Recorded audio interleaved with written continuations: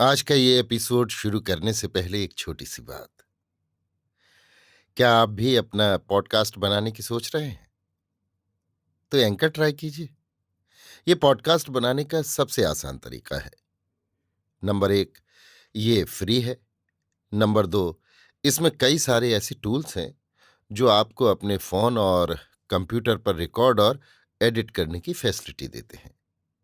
Number तीन, आप अपने पॉडकास्ट को डिस्ट्रीब्यूट भी कर सकते हैं, जिससे इसे स्पॉटिफाई और दूसरे प्लेटफॉर्म पर सुना जा सके। तो डाउनलोड कीजिए फ्री एंकर ऐप या विजिट कीजिए anchor.fm पर अपना पॉडकास्ट स्टार्ट करने के लिए। ये तो थी एक छोटी सी जानकारी, और अब शुरू करते हैं एपिसोड का सिलसिला। तो आज के एपिसोड में लीजिए सुनिए आचार्य चतुर्सेन शास्त्री के लिखे उपन्यास वयम रक्षामः का 85वां भाग, सुलोचना, मेरी यानी समीर गोस्वामी की आवाज में। वो बाला नूतन मुग्धा थी, मेघ रहित क्षणप्रभा विद्युत सी, कुमुद बंधु चंद्र रहित ज्योत्स्ना सी, मनमथ रहित रति सी थी वो सुलोचना, सुलक्षणा, दानव नंदिनी, मेघनाथ प्रियतमा। जैसे विधाता ने संसार की सब रचनाओं से अपने हस्त कौशल को परिष्कृत कर एक आदर्श रम्य मूर्ति रची थी, जो वसंत की फुलवारी सी प्रतीत होती थी। निर्दोष शुक्र नक्षत्र की भांति समुज्ज्वल दृष्टि मनोज्ञ, निर्वाच्य वदन कमल, जितवीणा कौणित वाणी, प्रस्फुट शरीर विन्यास, शोभनीय अवयव संश्लेष, पीन पयोधर, सुशोभन गमन, शरदिन्दु सा गात्र समुच्चय, अभिनंदित चरण युगल, अति विपुल जघन, जैसे काम ने सकाम हो शरीरी हो उसे रचा हो, जैसे अनुराग ही समूर्त आविर्भाव हुआ हो, जैसे तत्क्षण ही उस गात्रलता में सब सात्विक भाव अंकुरित हुए हों। अंतर्ज्वलित मनोभाव से दहसी उसके गात्र से प्रसवे जल प्रिय संदेश सुनकर ही झरने लगता था। कुसुम शरजाल पतिता सी वो तन्वी बारंबार अनिमेष दृष्टि से प्रिय को जैसे पीती थी। वो स्तब्ध तनु सोत्कंपा पुलकवती स्वेदनी सन्निश्वासा प्रतीत होती थी। वाणी और गमन में उस भीरु का जो स्खलन होता था, वो उसकी चारुता में चार चांद लगाता था। उस बाला की नवीन अनुराग अवस्था में उच्छ्वास के साथ जो कुछ युगल का उल्लसन होता था, उसका संपन्न मनोहारी मौग्ध नेत्रों को पुलकित कर देता था। वो प्रणय भंग भीता व्रीडता प्रिय कांत मेघनाथ को समीप पाकर भी चित्तगत मनमथ पीड़ा को व्यक्त नहीं कर पाती थी।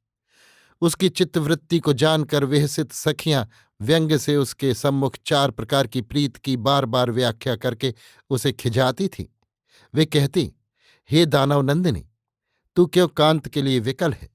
कहीं आम्र मंजरी भी भौरों को निमंत्रण देती है? क्या चंद्रिका भी कहीं चकोर की अभ्यर्थना करती है? कहीं रत्न भी पारखी को ढूंढते फिरते हैं? परंतु वो काम शरागार भिन्ना सर्वांगी अव्यक्त स्खलित अक्षर बड़ी ही कठिनाई से कहती, अरे सखियो, कुछ चातुर्य करो, कुछ यत्न करो। आक्रांत विपन्न का विपत्ति प्रतिकार न कर उसे शुष्क उपदेश देने से क्या होगा?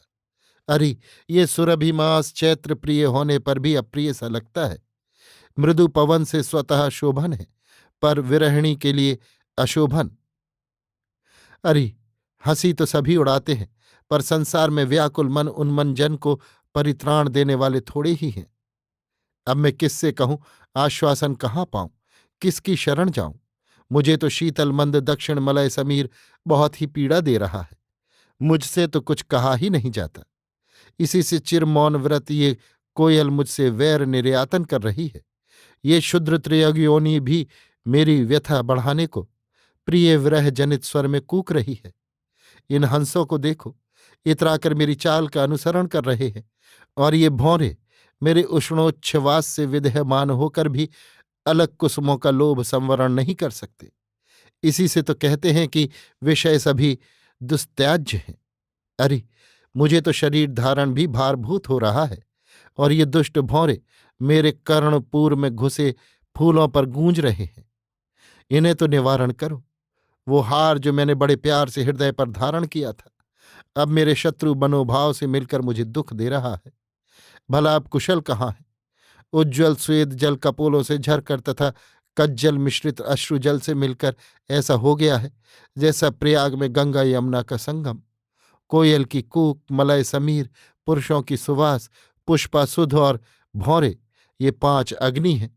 सो मैं प्रिय परिरंभण की लालसा से पंचाग्नि तप तप रही हूं। इस प्रकार विरह विदग्धा नवोढ़ा सुलोचना के निकट पहुंच जब कांत मेघनाद ने परिरंभण दिया तो उसके सब ताप दूर हो गए।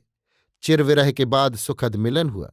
मेघनाद का आवास प्रमदवन भूलोक का स्वर्ग था, जहां भांति भांति के सुख साधन देश देश से संचित थे। वहां सभी ऋतुओं के अनुकूल जीवन सामग्री थी। ऋतु के अनुकूल पुष्प, फल, विहंग, शीत, उष्ण, ताप को सम रखने के साधन, आहार पान के विविध आयोजन अप्रतिम थे। वहां 12 सहस्त्र सुभट राक्षस इंद्रजीत मेघनाद के हर्म की रखवाली करते थे और 700 सुंदरियां दानव नंदिनी सुलोचना की परिचर्या करती थीं, जो कुसुम कोमल भी थीं और वज्र सम कठोर भी। सुलोचना के लिए जो पुष्पहार गूंथती थीं, उनके लिए अतिग्रहण भी कर सकती थीं। इस समय प्रमदवन वसंत की फुलवारी हो रहा था। सुलोचना ने इंद्रजीत, इंद्राभिषेक, सिक्तलोकोत्तर पृथ्वीजयी वीरपति के स्वागत की भारी तैयारी की थी। अब चिरविरह के बाद वो सुलोचना पति सानिध्य में आनंद विभोर हो गई। उस उत्सुकता ने प्रेमार्द नेत्रों से प्रिय दर्शन प्रिय का स्वागत किया। प्रिय के दर्शन मात्र से ही उसकी संताप शांति हो गई। इस शुभ अवसर पर उसने सहज भाव से अवनत शिरो प्रियतम को प्रणाम किया। नैसर्गिक प्रीत, अप्रतिबंध विलास, रति रासायन वयः तारुण्य, इन सब ने मिलकर दोनों को एकीभूत कर दिया। सादृश्य जन समाश्रयः कामः, स्नेह के अतिरेक ने दोनों को धृष्ट बना दिया। वे सौकुमार्य का उल्लंघन कर निर्दय वामाचरण करने लगे। बारंबार अभिलाषा करने पर भी उनकी तृप्ति नहीं हुई। लज्जा भाव भी विगलित हो गया।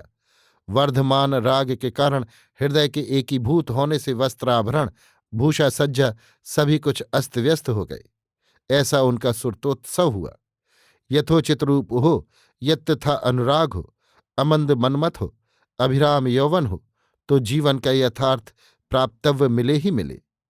फिर मनमथ का अमंद वेग भी अद्भुत प्रभाव रखता था। जहाँ अभिनय ही शोभनीय माना जाता है, अश्लीलाचरण ही सम्मान समझा जाता है, निशंकता ही जहाँ सौष्ठव और चांचल्य ही जहाँ गौरवाधान बन जाता है, जहाँ अंग का अभेद हो जाता है, स्वदेह और परदेह का विलय करने की इच्छा की तृप्ति ही नहीं होती। परिरंभण परम सुखदाता होता है। लज्जा जहाँ अवगुण कहाता है, विवेक जहाँ मूर्खतापूर्ण बन जाता है। जो कामाग्नि आरंभ ही में धक धक जलती है, उसकी प्रवृद्धावस्था का वर्णन कैसे किया जाए। यहाँ न पांडित्य काम देता है, न चातुर्य। सुरत रस में निमग्न पुरुष समाधि से भी परागति को प्राप्त होता है। उसका वर्णन अकथ्य है। वहाँ हास विलास चाटु भाव सभी समाप्त हो जाते हैं। वहां तो भगवान कुसुमायुध रतिपति ही का अबाध शासन चलता है। कैसा चमत्कार है! ये मृदुगात लता कोमल कांत बाला दृढ़ पुरुष द्वारा आक्रांत होने पर भी व्यथित नहीं होती, हर्षित होती है। निस्संदेह ये मनोज मनोरथ का ही प्रभाव है। सुरत योग में तो जैसे दोनों का देह सायुज्य रूप अद्वैत हो जाता है। इस हृदयाद्वैत भाव ही से दोनों रमणी और रमण भिन्न लिंग और भिन्न शरीर संपत्ति तथा भिन्न गुण होने पर भी तृष्णातिशय से एकाभिलाष से परस्पर अनुप्रवेश करते हैं। तब कौन रमण है कौन रमणी है, ये भेद अभेद हो जाता है। ये मेरा अंग अवयव है, ये पराया, वो भेद बोध नष्ट हो जाता है। निर्व्याज रूपेण प्रिय के अंक में अर्पित वपूषा कामनी की मिलन रात्रि जैसे क्षण भर ही में व्यतीत हो जाती है। रति तृप्त प्रेम विभोर हो युगल मिथुन सुलोचना और इंद्रजय मेघनाद ने जैसे अपने को जाना, दोनों ने प्रिय कांत भाव से एक दूसरे को देखा। मेघनाद ने कहा, प्रियतमे, मैंने देवाधिदेव का चरम सानिध्य प्राप्त किया। इंद्र को दुर्धुर्ष शक्ति से बंधन में बांधा, कठिन दुरारोह दुराचार गुह विद्याएं और सिद्धि प्राप्त की, जिससे संपन्न होकर आज ये तुम्हारा दास मेघनाद पृथ्वी पर अजय अजर अमर हो गया है। परंतु ये सारी रिद्धि सिद्धि संपदा श्री जो मैंने अर्जित की और ये मेरा अमोघ व्यक्तित्व सभी तेरे सानिध्य सुख के सामने एक तिनके के समान नगण्य तुच्छ अपदार्थ हो गया। अरि प्राण वल्लभे, आज तुझे अपना ये देह भार अर्पण कर जैसे मैं कृतकृत्य हो गया। कह, इस तेरे अनुग्रह के बदले तुझे क्या दूं, अथवा कौन सा तेरा प्रिय करूं। मुझ इंद्र दमन के लिए कुछ भी दुर्लभ नहीं है, कुछ भी तो अदेय नहीं है। अथवा अधिक प्रलाप से क्या, तू कहे तो मैं अपना प्राण ही तुझे अर्पण करूं। प्रियपति के कोमल कांत वचन सुन अश्रुमती सुलोचना ने कहा, हे प्राणवल्लभ, अब मेरे लिए विश्व में मांगने को और क्या रह गया, जब मैंने अपने अंक में तुम्हें पा लिया। अरे प्राण, तुमने तो मेरे रक्त के प्रत्येक कण को एक नया प्राण दे मेरे जीवन के प्रत्येक क्षण को प्राण से आपूर्यमाण कर दिया। तुम्हारे एक क्षण के सानिध्य का मूल्य तो मेरा ये सारा जीवन भी नहीं है। तुमने जो मुझ दासी को सब भांति आज कृतार्थ किया, सो उसका वर्णन क्या वाणी से हो सकता है। पर मैं तो इसी भय से मरी जाती हूं कि कहीं अंतरिक्ष के देवता पितर मेरे सुख से ईर्ष्या न करने लगें। हे कांत, अब तो ये मुझसे कदापि न सहा जाएगा। हमारे हृदय एक हैं पर शरीर भिन्न है। क्या कोई ऐसा उपाय है कि मैं अपने इस शरीर को तुम्हारे अंग में लय करके अपना अस्तित्व खो दूं? अरे, अब मैं तेरा मेरा तो सहन ही नहीं कर सकती। हे जगज्जयी, तूने मुझे भी जय कर लिया, अब मुझे इतना दूर क्यों रखा है, अपने में समा ले। सुलोचना के ऐसे आवेश और प्रेमोन्माद भरे वचन सुनकर मेघनाद ने हंसते हंसते उसे अंक में उठाकर वक्ष से लगा लिया। उसने कहा, प्राण सखी, अब भला हम तुम दो कहाँ हैं? ये मेरा अंग तेरा और तेरा अंग मेरा है।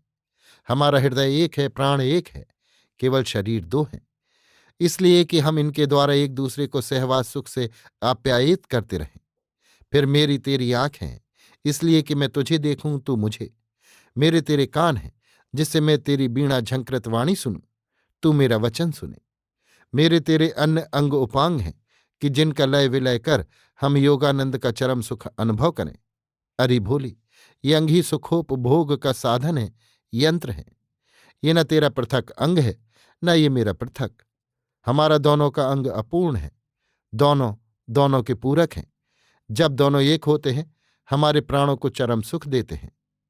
सुलोचना ने नयन मूंद लिए। वो प्रियतम के वक्ष पर झूल गई। ना कुछ कहने को रहा, न सुनने को। वो सब कुछ पा चुकी थी, सब कुछ समझ चुकी थी। विश्वजयी मेघनाद जैसे अपनी समूची अर्जित संपत्ति को किसी अव्यक्त दैवी प्रभाव से सजीव अवस्था में अपने अंक में धारण किए अपने को और विश्व को भूल चुका था। अभी आप सुन रहे थे आचार्य चतुर्सेन शास्त्री के लिखे उपन्यास वयम रक्षामः का 85वां भाग, सुलोचना, मेरी यानी समीर गोस्वामी की आवाज में।